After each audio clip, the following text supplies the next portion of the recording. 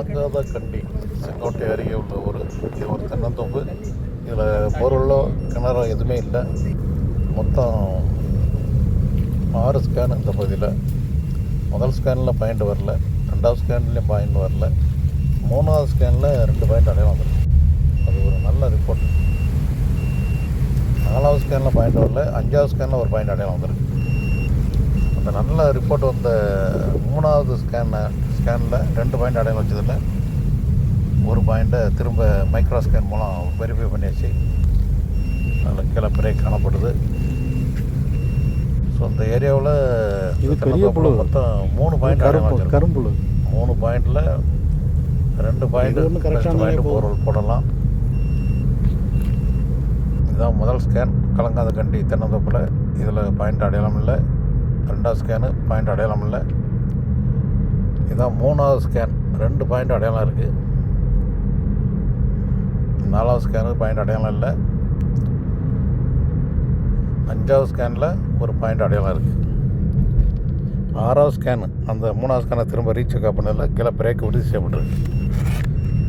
இது செங்கோட்டையில் உள்ள ஒரு ஏக்கர் இடம்.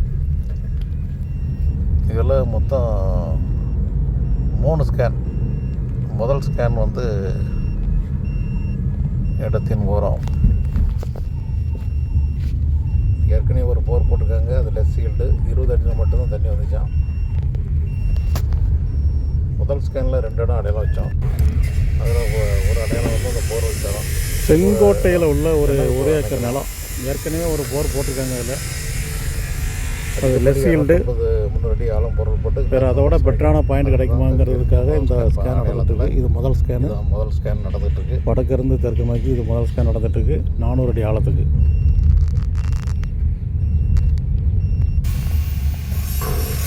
ரெண்டாவது ஸ்கேனு அந்த போர்வெல்லுக்கு போர்வெல்லின் தரம் தெரிவிக்காக நடந்தது.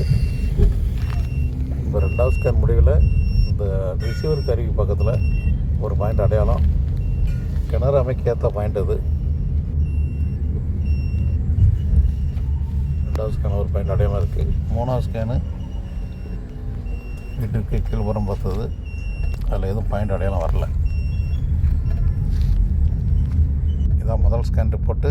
இதில் 2 பாயிண்ட் அடையாளம். இது 2வது ஸ்கேன். இதில் ஒரு பாயிண்ட் அடையாளம். அருகில் ஒரு நதி போயிட்டுருக்கு, குண்டாறு நதி. அதனால் கிணறு அமைக்கலாம் அந்த ஏரியாவில். கடைசியாக ஆய்வு பண்ணிட்டு வந்திருக்க இடம் காந்தி நகர். இரவு 7 மணி ஆகிட்டு. ஏற்கனவே 500 அடி ஆழம் போகிற ஒரு போர் தான் போட்டிங்களா? இதுக்கு முன்னாடி போர் போட்டிங்களா? இதுக்கு முன்னாடி வீட்டுக்கார இங்கே போர் போடுறேன்னு சொன்னாங்க. சரி. ஆனால் நாங்கள் அங்கே போட்டோம். இப்போ தான் போட்டிருக்கீங்க? இதுக்கு முன்னாடி போட்டதில்லை? போரே போடாமல் தான் இருக்கீங்க. இது முன்னால் போட்டு போகிற அவங்க ஏதோ கொஞ்சம் போட்டேன், ஒன்றும் சொல்ல மாட்டேன், சரியாக சொல்லலை. இப்போ தான் வாங்கியிருக்கீங்களா நீங்கள்? விலைக்கு பழைய வீடு இப்போ வாங்கியிருக்கீங்க. அவங்க எங்கெங்கெல்லாம் போர் போட்டுருக்காங்கன்னு தெரியலையா? அப்போ சரி, ஓகே. இப்போ ரீசெண்டாக இதில் 500 அடி போட்டிருக்கீங்களா? 20 அடி தான் ஒட்டு இறக்கிறீங்க. Very good. அது ஒன்றும் பிரச்சனை இல்லை. 20 அடி கீழே ஆரம்பித்த அந்த கருங்கல் கட்டினப்பாறை ஃபுல்லாகவே அதான் வந்திருக்கு. போட்டு எத்தனை நாள் ஆகுது? நேற்று 2-3 நாள் தான் ஆகுது. சரி, 2-3 நாள் ஆகுதா? நேற்று போட்டோம். நேற்று சரி, 24 ஹவர்ஸ் ஆகிட்டு, 24 மணி நேரம் ஆகிட்டு. கல் தூக்கி போட்டு பார்த்தீங்களா? அது பார்க்கல. கல் தூக்கி போட்டு பாருங்கள். இப்போ நேற்று எப்போ போர்வெல் போட்டு கலட்டும் எப்போ? நீ தான் போட சொன்னாங்க. நீ கலத்தி போட சொன்னாங்க. போடலை. இல்லை பிரதர், நேற்று போர்வெல் போட்டு முடிக்கும் போது எந்த நேரம்னு கேட்டேன். மத்தியானம் போட்டு முடிச்சாங்க. சரி, 24 மணி நேரம் கடந்துட்டு இப்போ ஒரு கோழிக்கை சைஸ் கல்லை அது உள்ளே உருட்டி விடுங்க. அது மேலே அப்படி நடுமத்தியில் விடுங்க. ஆமாம், எவ்வளோ செகண்டில் அது தண்ணிக்குள்ளே விழுற சத்தம் கேட்கான்னு பார்ப்போம். காந்தி நகரை பொறுத்தவரை ரொம்ப டஃப்பான ஏரியா. 500 அடிலாம் போர் போடக்கூடாது. ஒரு 200 அடி 250 அடி ஓகே.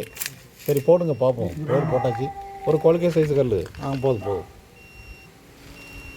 உள்ள கட்டி போட்டு. ஆமாம், இப்போ பாக்கெட்லேருந்து எதுவும் உள்ளந்துடாம கவனம். அது பக்கத்தில் கொண்டு போகாதீங்க. தூரமாக இருந்துட்டு எத்தனை செகண்டில் தண்ணிக்குள்ளே விழுற சத்தம் கேட்குன்னு பாருங்கள். இது காந்தி நகர் பகுதி. இவங்க பழைய வீட்டை இப்போ தான் வாங்கியிருக்காங்க. ஏற்கனவே இருந்த வீட்டு ஓனர் எத்தனை போர் போட்டிருக்காங்கன்னு தெரியல அவங்களுக்கு. இவங்க இந்த காம்பவுண்டெல்லாம் உடச்சிட்டு 500 அடி ஆழம் 6.5 அடி இறக்கி வச்சு போர் போட்டிருக்காங்க. 500 அடியும் டஸ்ட்டு. கசிவு தண்ணி வந்திருந்தால் பிரயோஜனப்படும். இது 400 அடி ஆழத்துக்கு இப்போ முதல் ஸ்கேன் நடக்குது. வடகிழக்கு தென்கிழக்கு எனர்ஜி. கல் போட்டு பார்த்தாச்சு. 10 செகண்டில் அந்த தண்ணியில் விழுற சத்தம் கேட்டிருக்கு. ஸோ 500 அடி ஆழத்தில் 10 செகண்டில் சத்தம் கேட்குன்னா 200 அடிக்கு கீழே தண்ணி கிடக்கு. ஏறக்குறைய ஒரு 300-250 அடி தண்ணி மேலே வந்திருக்கு. மேலே வந்திருக்கு கசிஞ்சு வந்திருக்கு. 250 அடி ஆழம் ஊறி இருக்குன்னா 24 மணி நேரத்தில் 2 தண்ணி கிடைக்குமா? ஒரு 600 ஒரு நாளைக்கு நீங்கள் 600 லிட்டர் தண்ணி எடுக்கலாம் தம்பி. 600 லிட்டர் தண்ணி.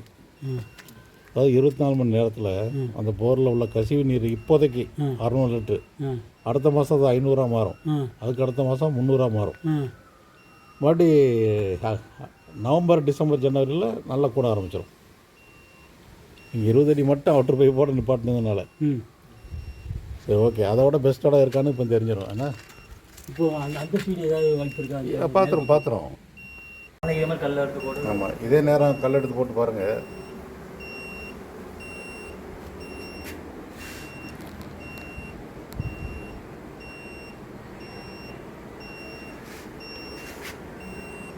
இப்போ 10 செகண்டில் கேட்குறது நாளைக்கு 5 செகண்டில் கேட்கான்னு பாருங்கள்.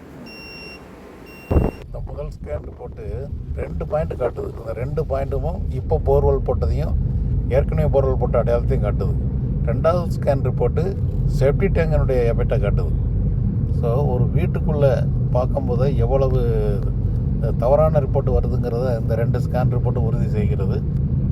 ஜியாலஜிக்கல் அமைப்பு படி அவங்க இடத்துல தென்கிழக்கு மூலையில் போர்வெல் போட பரிந்துரை செய்யப்பட்டிருக்கு. கசிவு நீர் வரும், வீட்டுக்கு தேவையான தண்ணீர் கிடைக்கும்.